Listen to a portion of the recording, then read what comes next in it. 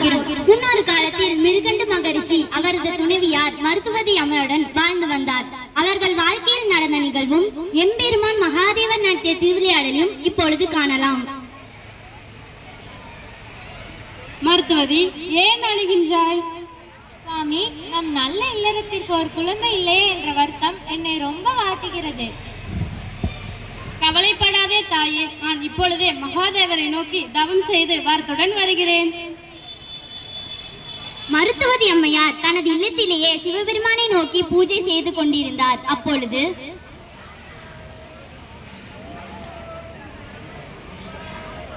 மிருகண்டு, என் அப்பனே சிவபெருமானே, ஈசனே, சிவகாமி நேசனே, என்னை ஈன்ற தில்லைவாழ் நடராஜனை போற்றி போற்றி. மிருகண்டு, நீ செய்த கடும் தவத்தை மெச்சினோம், மனம் மகிழ்ந்தோம். நீ வேண்டும் வரம் யாது? உனக்கு வரம் அருளவே யாம் இங்கு வந்தோம். மகாதேவா, உன் தரிசனத்தை விடுத்து வேறு ஒரு வரம் எனக்கு எதற்கு? அதுவே என் பேரு, நான் பெற்ற பாக்கியம். இல்லை மிருகண்டு, உன் கடும் தவத்திற்கு வரம் அருள வேண்டும். உனக்கு தேவையானதை கேட்டு பெற்றுக்கொள். மகாதேவா, ஈசனே, எனது இல்லறம் நல்லறமாக மாற எங்களுக்கு ஒரு குழந்தை வேண்டும். மிருகண்டு, உங்களுக்கு இந்த பாக்கியம் இல்லை, வேறு எது வேண்டுமானாலும் கேள். சிவிஷ், என்ன இப்படி சொல்லிவிட்டீர்களே? ஒரு குழந்தைக்காகத்தானே இந்த கடும் தவத்தையே மேற்கொண்டேன். சரி, உன் கடும் தவத்திற்கு ஒரு குழந்தையை வரமாக தருகிறேன். ஆனால் ஒரு நிபந்தனை. மகாதேவா, அது என்ன நிபந்தனை? மந்த புத்தியுள்ள நோய் கொண்ட நீண்ட ஆயுளுள்ள குழந்தை வேண்டுமா? இல்லை எந்த நேரமும் என் நாமத்தையே சொல்லிக்கொண்டு புத்தி கூர்மையுள்ள அல்ப ஆயுள் மடியும் குழந்தை வேண்டுமா? மகாதேவா, இது என்ன சோதனை? என்னை ஏன் சோதிக்கின்றீர்கள்? மிருகண்டு, நீ புண்ணியவான், பாக்கியசாலி. இந்த பூவுலகில் யாருக்கும் இப்படிப்பட்ட பாக்கியம் வாய்த்ததில்லை. உனக்கு எப்படிப்பட்ட குழந்தை வேண்டும் என்று நீயே தீர்மானம் செய்து கொள்ளலாம். அல்ப ஆயுளில் மடியும் குழந்தையை எந்த பெற்றோராவது விரும்புவார்களா? மந்த புத்தியுள்ள நோய் கொண்ட நீண்ட ஆயுளுள்ள குழந்தையால் என்ன பயன்? அதை விட சில காலமே வாழ்ந்தாலும் நல்ல புத்தி கூர்மையுள்ள குழந்தையே எனக்கு வேண்டும். மகாதேவா, அப்படியே ஆகட்டும். நான் பெற்ற இந்த வரத்தை பற்றி எப்படி மருத்துவதியிடம் கூறுவேன்? நீ பெறப்போகும் குழந்தை அல்ப ஆயுளில் மடியும் குழந்தை எந்த தாயால் தான் தாங்க முடியும்? சிவபெருமானே, என்னை மிகவும் சோதிக்கின்றீர்கள். உமது திருவிளையாடல் பற்றி எனக்கு ஒன்றும் புரியவில்லை.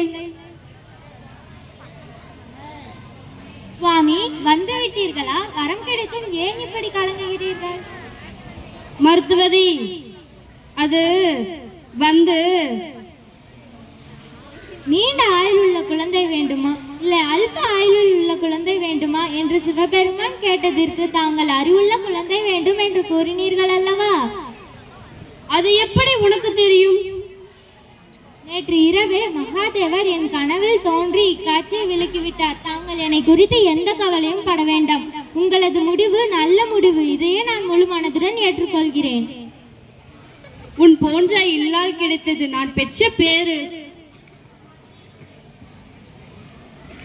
ஒரு நல்ல முகூர்த்த நாளில் அவர்களுக்கு ஒரு ஆண் குழந்தை பிறந்தது. அந்த குழந்தைக்கு மார்கண்டேயன் என்று பெயரிட்டு வளர்த்து வந்தனர். மார்கண்டேயனும் பூஜைக்கு பூக்கள் பறித்தும் கனிகள் கொய்வதும் சிவ பூஜை செய்வதும் மேலும் தாய் தந்தையருக்கு பணிவிடை செய்வதும் என்ற அவனது இளமை காலம் மிக இனிதாக சென்றது. அம்மா, ஏன் நீங்கள் எப்பொழுதும் அழுந்து கொண்டு சோகமாகவே இருக்கிறீர்கள்? அப்பா கூட அப்படித்தான் காணப்படுகிறார். அப்படியெல்லாம் ஒன்றும் இல்லை மகனே, நீ போய் உன் கடமையை செய். இல்லை தாயே, இன்று நீங்கள் எனக்கு உண்மையை சொல்லித்தான் ஆக வேண்டும். உங்கள் இருவரின் சோகத்தை என்னால் தாங்க இயலவில்லை. மருத்துவதி, மார்கண்டேயன் சொல்வதும் உண்மைதான். எந்த ஒரு குழந்தைக்கும் அவரது தாய் தந்தையின் சோகமுற்றல் காண சகிக்காது. அவனும் வளர்ந்து விட்டான். அவனின் பிறப்பின் ரகசியத்தை கூறிவிடுவோம். இல்லை சுவாமி, வேண்டாம். குழந்தை தாங்க மாட்டான்.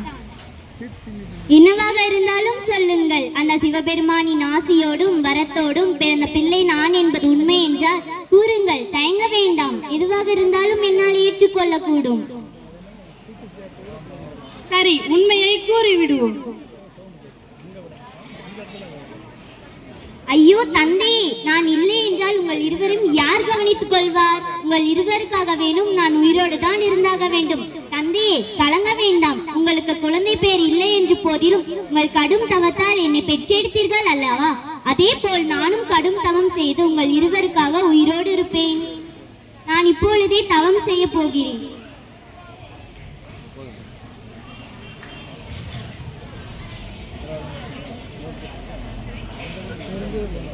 டே பாலகா, அந்த சிவலிங்கத்தை விட்டு வா.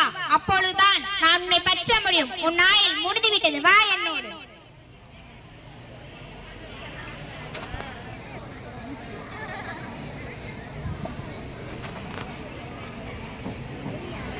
யமதர்மனே, என்ன தைரியம்? என் பக்தன் மீதே உன் பாச கயிறை வீசினாயா?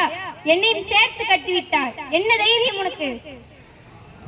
மகாதேவா, எனது பக்தன் என்று நீங்களே என் கடமையை தடுத்தால் எப்படி? என் கடமையை செய்ய விடுங்கள். உனது கடமையை நான் தடுக்கவில்லை. இந்த பாலகனுக்கு 16 வயது முடிந்து விட்டால் தான் உன்னால் பற்ற முடியும். அவன் என் மீது கொண்ட பக்தியால் நான் அவனுக்கு என்றும் செஞ்சீவி என்ற வரத்தை அருளிவிட்டேன். அவன் என்றுமே 16 வயதுடைய பாலகனாகவே தான் இருப்பான். அவனை உன்னால் எந்த காலத்திலும் பற்ற முடியாது. நீ திரும்பி போ. மகாதேவா, அப்படி என்றால் அவன் தலையெழுத்து என்ன ஆனது? அவன் இந்த 16 ஆண்டு காலத்தில் அவன் தாய் தந்தையருக்கு செய்த பணிவிடையால் அவனது கர்மா முடிந்து விட்டது. இது அவனே அவன் நல்ல நெறியால் ஏற்படுத்தி கொண்டான். இதில் உன் கடமையோ என் வரமோ எதுவும் இல்லை. இதை புரிந்து கொண்டு இந்த இடத்தை விட்டு அகழ்வாயாக.